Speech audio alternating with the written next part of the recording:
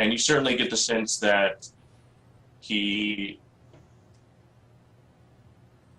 the way that his clothes are cut, that he comes from someplace that have like tailorers. Like the cut of his clothing is such that he didn't just buy it off the rack; he had it tailor made. And so once again, that kind of belies his Wyvern Falls origin. So you may need to ask a question or two, but you get the sense that he didn't come straight from Wyvern Falls, and he may be from a place where there are, more well-to-do people about. I kind of walk up to Alistair and I look him straight in the eyes, and I was like, "You don't look like a farmer to me." What was that? I did not hear any of that. I didn't hear anything. That's weird. You just Yeah. Sorry. I walk right up Welcome to. good work. Everybody built suspense there. Yeah. I stared at him. Yeah. I walk up to Alistair and I look him straight in the eyes, and I'm taller than him, right? So I'm kind of looking down at him as well. No, you're not. He's taller than you. Oh, okay. Well, I'm looking up to him then, but whatever. At that point, I'm like, "You don't look like a farmer to me." Well, that's a keen observation there. Yes, I'm not exactly a farmer by profession. My family is, but due to circumstances, I have been studying at a college for the arcane for the past few years. Okay. A wizard. Show us a trick or two then. You'll see plenty of tricks. I want to turn to Boswell and I'm like, "Come on, don't you want to see a trick as well?" He says he's a wizard. It's really not a very very good idea to. You could get in a lot of trouble for performing. I put my bag on the ground and I say, "Why don't you make this levitate then?" Only if you're willing to pay the fine if we get caught. I look around the room. Say, "I don't see any constables or anything like that here, so have at it, wizard. Let's see those skills of yours." Alrighty then. I reach over and gently pick it up. Look, it's levitating. I start laughing at him. I'm like, I've got a better idea. You see, when myself and my brother we came here first on call, we were both asked a story of our exploits beforehand. How about you thrill us with one? Was the story of my exploits. Exploits. My brother didn't have much to talk about. He talked about blacksmithing. I talked about epic adventures of cunning and daring. But you wizard, you've shifted the sun in the sky. Must have. Come now, chair. Well, magic isn't as simple as being able to shift the sun. But unfortunately, I'm quite modest, really. I came from a farming family. Not much to tell there. We tilled the fields. I enjoyed family with my brothers and sisters until a plague came to Wyvern Falls. Then I lost some family members, but that's really no business of yours. But, well, I guess I could tell you about the tricks and antics I got up to at the college with my fellow apprentices. But once again, probably not all the and not as exciting as all the daring do that you and your door knocker brother seem to have experienced. "Door knocker brother." That's a good description. I sit there and I'm looking quizzical and I'm like, I don't know if I should take offense to that or not. That's a compliment. You're fine. I was like, so how far away is this Wyvern's Falls by foot? So you would know that by on foot, and it took you this long to get here. 2 days. Yep. So about 2 days. Yes.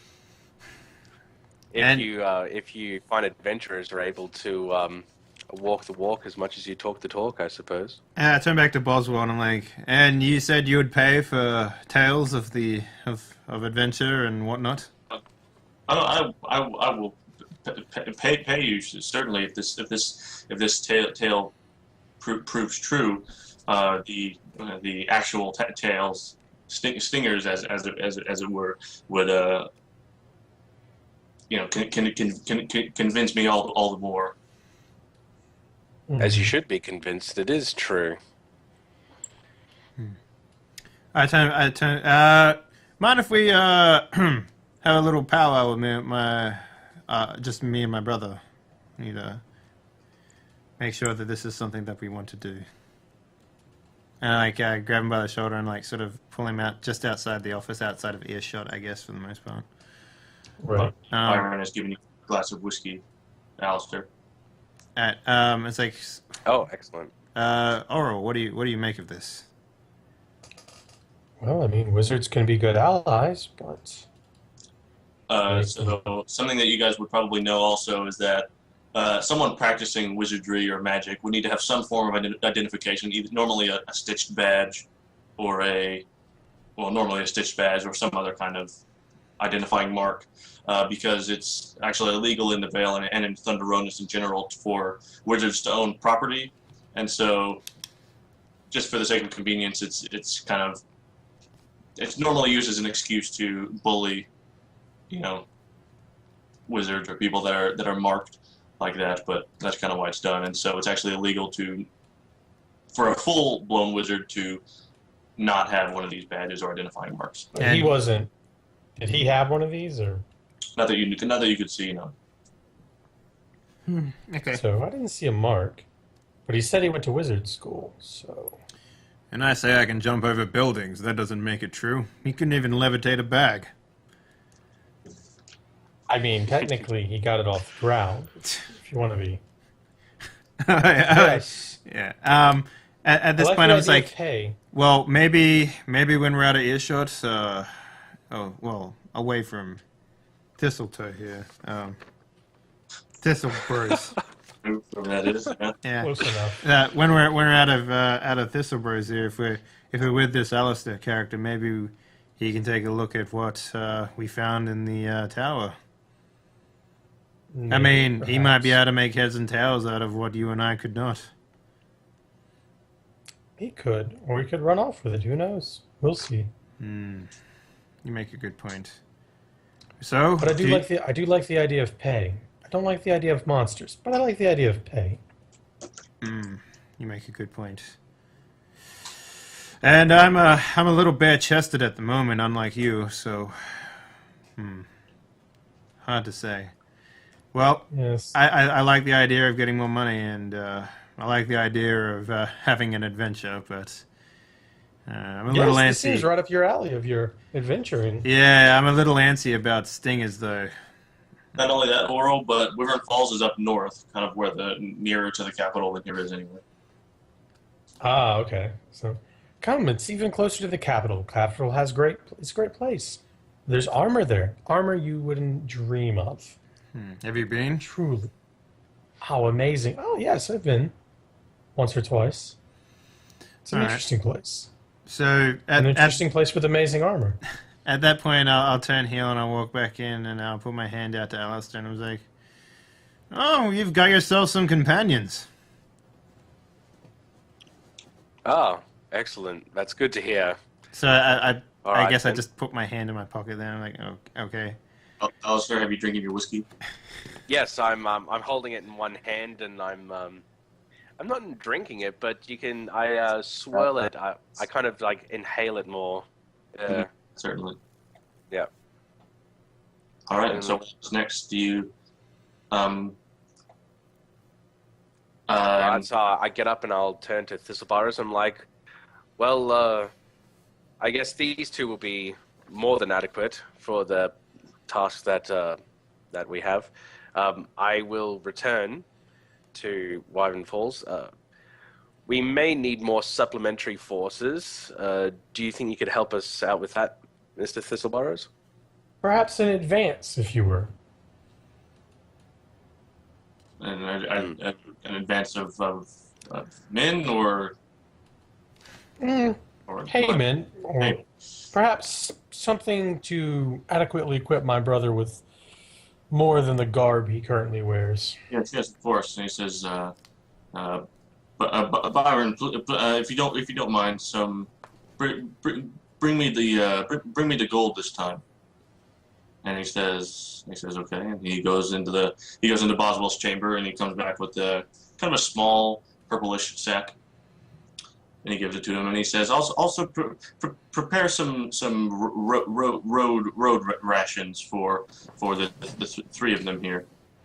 Okay, and so Byron will go to the kitchen preparatory area, and Boswell will kind of shake this sack of presumably coins. It certainly sounds like coins, and he'll pull it out. And he will give 2 of the gold majestic pieces to each of you, which are about nearly 2 inches across. Well, he won't give one to Alistair. But Alistair's presumably there for. He's kind of. Yeah, payment's not what I'm here for. I'm just here to protect, my family and my community. So he will give 2 to each of you for supplies and lodging, presumably. Okay. He says half now, half later. Reasonable. I put one of the gold away, and the other gold I just start like spinning in my hand and looking at it over and over. Remember, these things are heavy. These are about 1/4 pound each, but hefty gold pieces. 1/4 pound. So, Mm-hmm. so 4 gold is 1 pound. Then is that what it is? Okay. Yeah.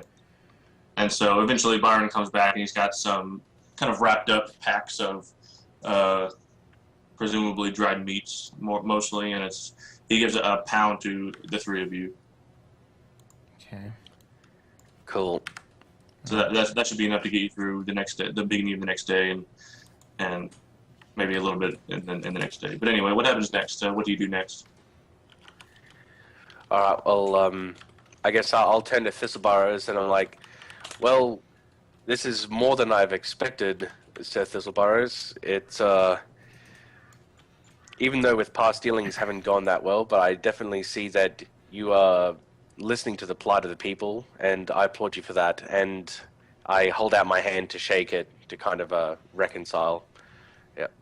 Okay. Yeah. He'll grab it. His grasp is soft and elderly.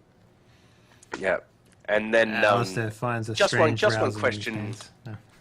Hey now.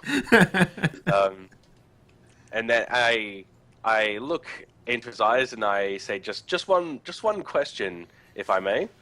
Have you always had that stutter? Well, what gave you that stutter? He kind of looks rather awkward for a second. I apologize if it's awkward, but I'd just like to know. Curiosity. He says unfortunate accident involving and he kind of looks away from you and he says wizardry, magic. Ah, I see. I'm very sorry to have upset you if I have. Unfortunate circumstances do follow us all in this life, though. So in the past, now. In the past, indeed. Well, thank you again. All right, and then I guess I'll turn to Oral and Walzer, and I'll be like, so, when can you two be ready to go? When you are, I suppose. I have all my belongings here. I just kind of like adjust the strap on my pack and kind of go, kind of half bow and point toward the door with an open hand.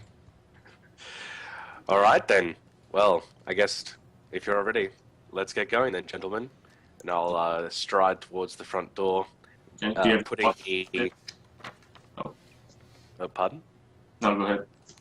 Yeah, putting the leather-brimmed hat back on my head as I walk out the front foyer. Suppose I follow, and the whole time I'll be I'm kind of practicing with the gold piece, seeing how easy it is to palm, or trying to. Very difficult. It's nearly as wide as your palm is. Trying and very. That's gold, so freaking strong fingers, eh? Right. Yeah. Just how hard it would be to hold or just maneuver, and can't really knuckle flirt at all. Or Yeah, it's So- difficult, but you start practicing. So the guard in the foyer, which one was that? Was that Jared? It's just stuck still the night guardsman who you encountered earlier. Oh, who was okay. kicking the Yeah, boots, fuck as that you said. guy. Yeah, fuck that guy. Let's yeah, keep fuck going. that. Where was he when the strange guy got to the door? He was standing. He was waiting for the shift change. Apparently, All He right. was cleaning his crossbow. yeah. He was there. He was hanging out. He was just Byron handled it. Yeah. But anyway, do you guys follow him? Yeah, we do. Yeah. Yep. Okay. So you kind of get down the front steps and head back the same way you went the first time, to the east, to go around the veil in a clockwise fashion. No, counterclockwise fashion rather. Counterclockwise. Okay. And, On that Sure. map you gave us before, is that Yeah. marked somewhere? River Falls is in the very top right corner. It's just cut off from the map, but it's as north as that map goes. Okay, so we're going along the same road? Yeah, same road, but you're gonna keep going this time. Alright, so when we get to the spot where there was the orc encampment, is there any signs that they were there at all? Just the same signs that were there yesterday. So, like, Kind of camps scarred and... bones. Yeah. Yeah. Straps of leather, kind of, horse crap. And I turned to Alistair and I said, just to be Literally clear, horse crap. this is the spot where we fought off the 4 orcs that were here, not an army. I turn around and I look at the area and I'm like, well, 4 is better than none, I suppose.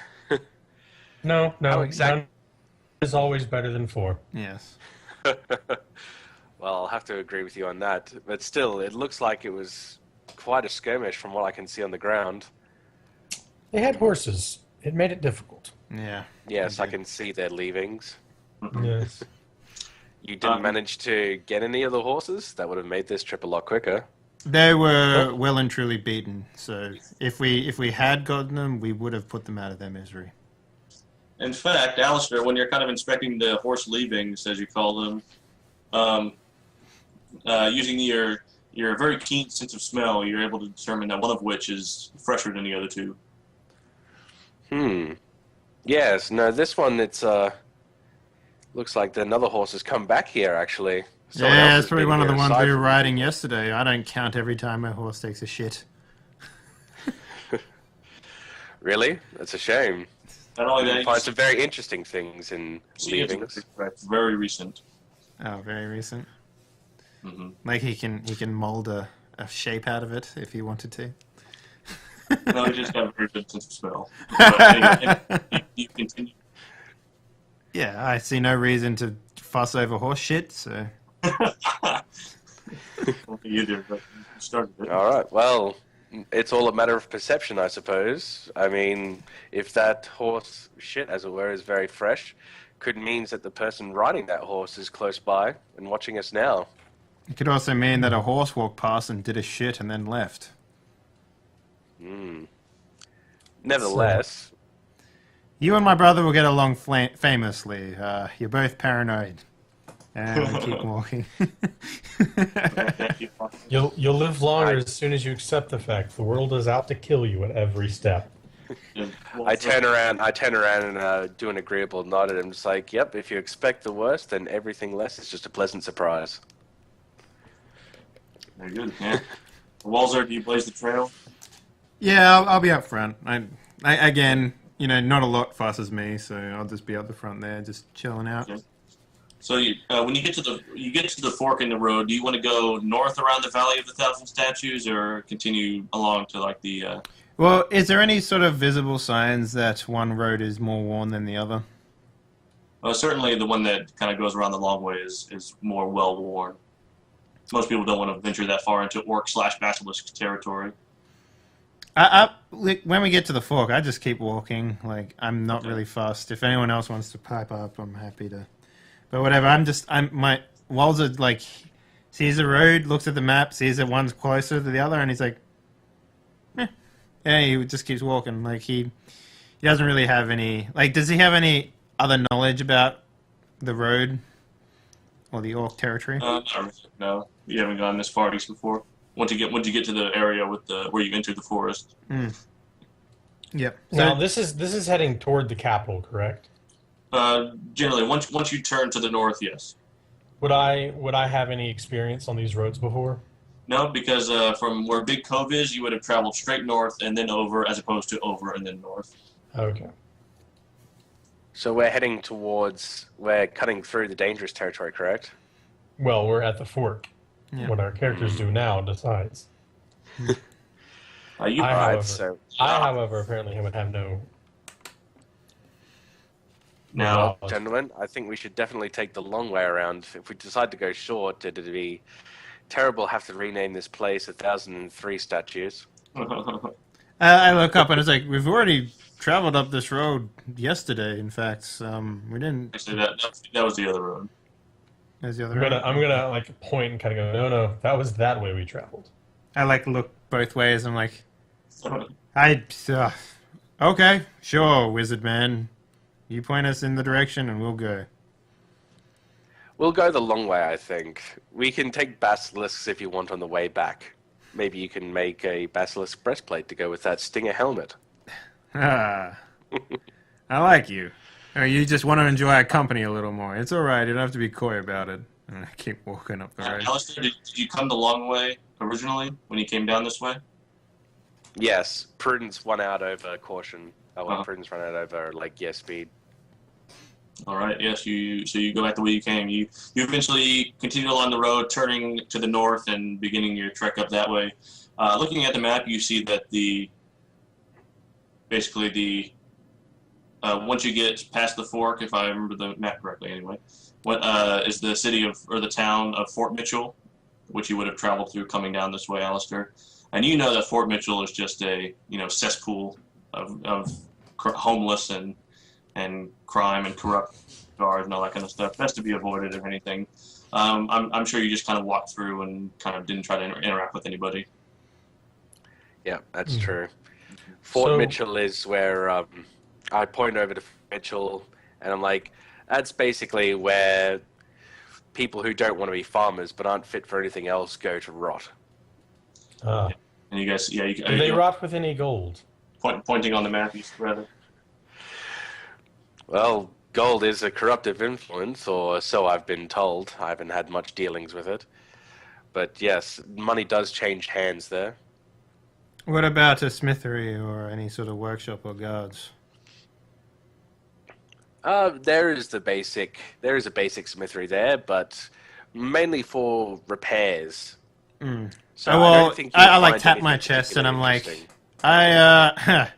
if we're gonna be doing anything related to stingers, I'm gonna want to cover my heart. So I'd agree with that. We could go in there and see what the smith has to offer. yes, I think that's. Although wise. I wouldn't keep your hopes up. At this point, I've pocketed the gold in a safe place. Yeah. And I've moved on to I'm palming like a silver coin and kind of toying around with one of those with it.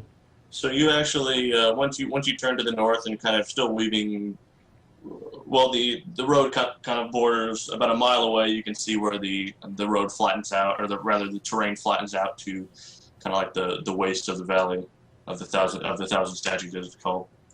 But continuing along the road, the road's fairly straight. You can see very far distance down it, and in fact, on the horizon, you see what appears to be a wagon kind of lumbering its way back and forth. It seems to be in constant danger of toppling over. It's moving very slowly, so you're actually walking faster than it's moving. But you're still way far behind it, so you could probably catch up if you wanted to, or just let it go. Oh, I think we'd continue at our pace, and if we manage to meet up with it, maybe we could strike a conversation with the driver, but other than that, I don't think we would go out of our way to interact with them. So. On the way, before we catch up to it, I turn around and with a gazing mind. And so, what is it with you always talking about the smithery at Fort Mitchell, or you a smith yourself or something? I was. The wanderlust of adventure has caught me by the grass, though, these days. I'm now all about perfecting the weapons by swinging them into things and seeing what better ways I can manufacture them to do a little bit more damage and be a little bit safer for the person using them. And the only way to do that is to get some experience out in the field. That makes a lot of sense. Practical application. Indeed it does. And, for the most of my life I've been behind the smelter, behind the forge, and hitting things with hammers. And hopefully those types of skills can constitute over to hitting other things with hammers. I like pointing my Sanders. Truly, his logic is flawless.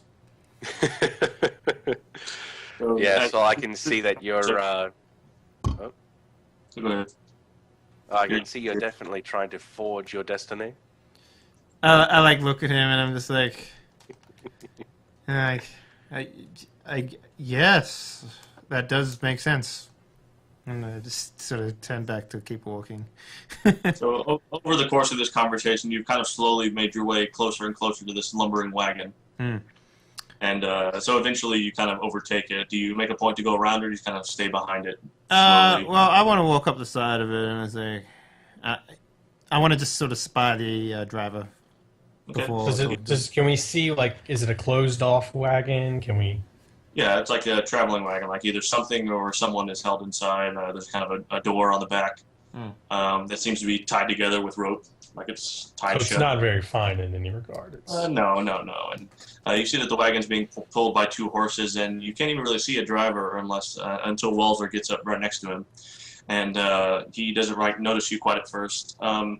In contrast to the wagon's dimensions of being taller rather than it is wide, the driver itself is rather wider than he is tall. And you see that he is quite the stout and pudgy halfling. And when he looks over to you and gives you a big smile, he says, "Good afternoon, traveler. How are you this fine day?"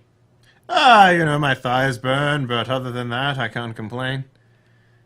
You look like you're full up to the brim back there. That thing looks wobbly. Oh, he'll pull over. He'll kind of pull up the horses, and he says, "That I do, sir. That I do." And he gives kind of an awkward bow, twisting in his wagon seat. And he says, "Murray the merchant, at your service." He's going to hop down. He says, "I've got weapons, armor, wine, ale, supplies for the weary travelers." And he's going to, he's going to run around to the back. "I've got here a piece just acquired," and he just keeps talking. He's going to say, "Real oddity. Fellow I bought her from undercharged me, and I can pass the savings on to you." Am I in earshot of this? Or? Yeah, I think you are. I'm interested in to see his wares for the most part. Yeah, he's going to go around to the back, and he's going to I'm just kind of staring deadpan, like, really, what the fuck? He's going to throw open the doors to the back, and he's going to jump in. He's going to pull out what appears to be a knife in a sheath, and he's going to pull it out, and he's going to show all of you. He's going to make sure you can all see it, and he's going to pull it out a little bit so you can see the metal is etched with all kind of like shapes and symbols and kind of swirling etchings. And he says, "You see this?"